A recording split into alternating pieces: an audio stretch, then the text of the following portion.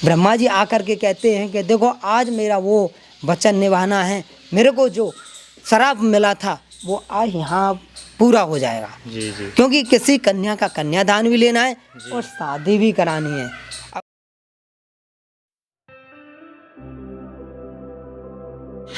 श्रीधाम वृंदावन से आप सभी को श्री राधे राधे।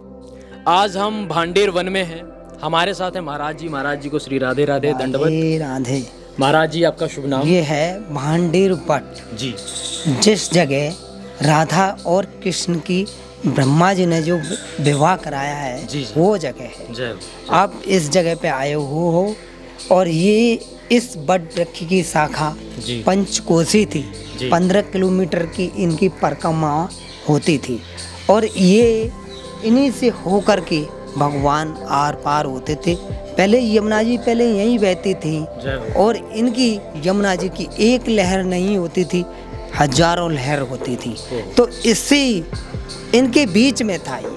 अच्छा। ये बट वृक्ष उसी के बीच में था और भगवान इन्हीं सी टहनियों से होकर के पार होते थे। जय। ग्वाल वाल सखा लोग भी पार होते थे। जो नंद बाबा दोपहर का जो भोजन करते थे इसी बट वृक्ष के नीचे करते थे। और जो गाय बैठती थी, नंद बाबा की 9 लाख गाय थी, तो 9 लाख भी इसी बट वृक्ष के नीचे बैठती थी। अच्छा। जय। जय। महाराज जी, जैसे लोगों में एक मान्यता है कि राधा कृष्ण का कभी विवाह ही नहीं हुआ। विवाह हुआ, उनका विवाह जो है इसको लेके काफी संदेह है लोगों को इस बारे में। नहीं, विवाह आप थोड़ा सा अगर आप बता पाएं। विवाह हुआ है। जी जी। ये हुआ है विवाह बाल रूप में हुआ है। बाल रूप में जब 2 साल के कन्हैया जी थे और 6 साल की राधिका जी थी, जब शादी कराई थी और इस स्थान को स्वयं ब्रह्मा जी ने गुप्त रखा गया। जिस स्थान को गुप्त माना गया था क्योंकि 3 ही लोग थे शादी में, चौथा कोई नहीं था। और इसकी मैं स्टोरी पूरी विस्तार के साथ सुनाऊंगा।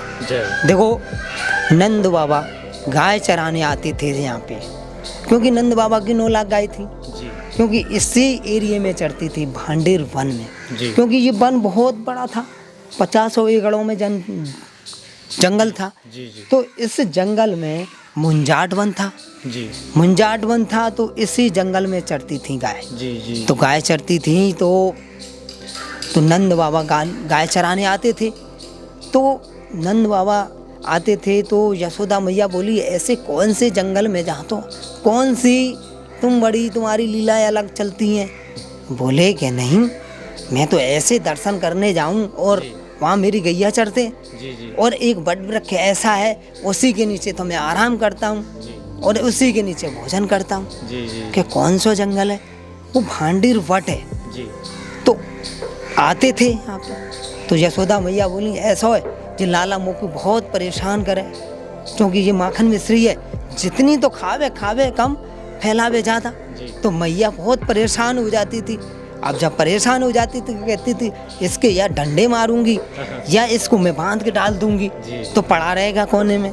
कि ना भैया ऐसा मत करियो तू, मैं ले जा रहा हूँ जाए संग। जब नंद बाबा गोदी में लेकर के चल दिए वहाँ से, जैसे चल दिए तो आधे रास्ते में एकदम से ऐसा आंधी तूफान अंधकार, दिन में भी रात होने लगी है, उजाला नहीं है, बिल्कुल दिन में भी रात होने लगी है। पारक गरजने लगे हैं, तड़ बीत रही है, तारे चमकने लगे और पेट टूटने लगे। बाबा भयभीत होने लगे, घबराने लगे। कोई हमारी जान को बचाने वाला है? कोई नहीं है, कोई सुन ही नहीं रहा। तो इससे ए प्रभु इसकी रक्षा करो तो रक्षा करो। एक पटका लिया है तो पटके से लाला को ढक दिया है। तो लाला मुस्कुरा रहा है, बाबा की जान निकली जा रही है। बाबा कहते हैं कि अरे मेरी तो जान निकली जा रही है, सारे तू तो ऐसा हंस रहा है कि तेरी कोई पतो ही ना चल रही, तेरो ही रचाए हो वो खेल हो। तो इसी बट वृक्ष की आड़ लेकर के छुप जाते हैं। छुपने की जगह, जो छुपने की जगह आज भी मौजूद है, आप देख सकते हो आप यहाँ पर आकर के। और देखो, जब यहाँ पे आए छुपे लेकर के, एक प्रकाश उत्पन्न होता है। जब प्रकाश उत्पन्न होता है, उसी प्रकाश के जरिए राधा रानी स्वयं प्रकट होती हैं 6 साल की अवस्था में। जब प्रकट होती हैं तो नंद बाबा एकदम से भयभीत हो जाते और लाला अभी तो दिख ना रहो, आगे पीछे कच्छू ना हो। यहाँ तो एकदम हाथी आदमी दिख रहा था और एकदम से ऐसा कहा भयो।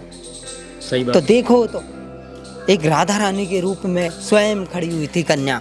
जब कन्या खड़ी हुई थी, जब देखो तो लाली तेरो काम कौन सो है, तू अपनो नाम बता और नाम बता।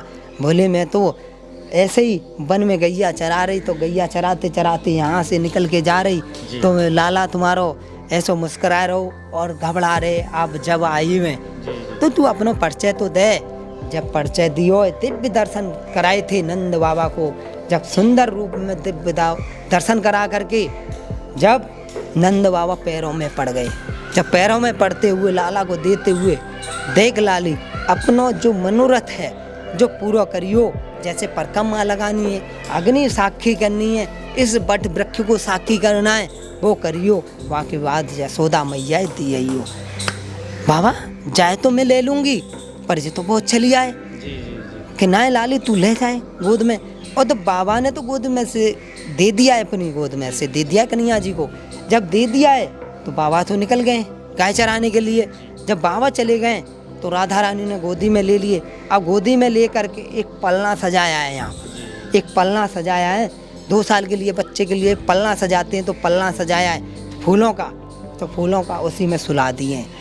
अब जब ब्रह्मा जी को आह्वान किया है राधा रानी ने, ब्रह्मा जी को आह्वान किया है, क्योंकि गोलोक खंड से जब चले थे ब्रह्मा जी, उनको भी अपराध मिला हुआ था। जब ब्रज में आए थे तो गाय चोरी हो गई थी।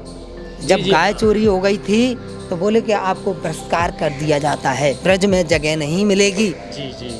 फिर ब्रह्मा जी ने स्वयं 68,000 तपस्या करने के बाद एक मंदिर है, हाँ 68,000 तपस्या करने के बाद एक मंदिर है पुष्कर जी में, राजस्थान पुष्कर जी में मंदिर है उनका। तो यहाँ ब्रह्मा जी जैसे ही आह्वान कर रही हैं, तो ब्रह्मा जी को, अब कन्हैया जी को जैसे ही पता चलता है कि और कौन को आवाज़ दे रही है, तो ब्रह्मा जी को आवाज़ दे रही है, तो ब्रह्मा स्वयं अपना रूप चेंज कर देते हैं। जैसे ही रूप चेंज करते हैं, बड़े हो जाते हैं, दोनों विहार कर रहे होते हैं।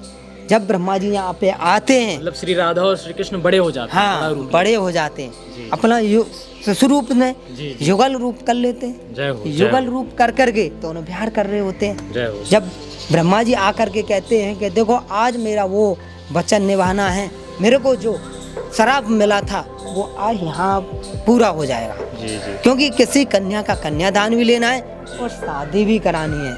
अब बोलते ही अब राधा रानी तो प्रसन्न करते हैं, उससे मतलब श्राप का जो प्रभाव है वो खत्म हो जाएगा। हाँ देखो उस समय बोली कि आपको वो ध्यान है, गोलोक खंड वाली बात ध्यान है।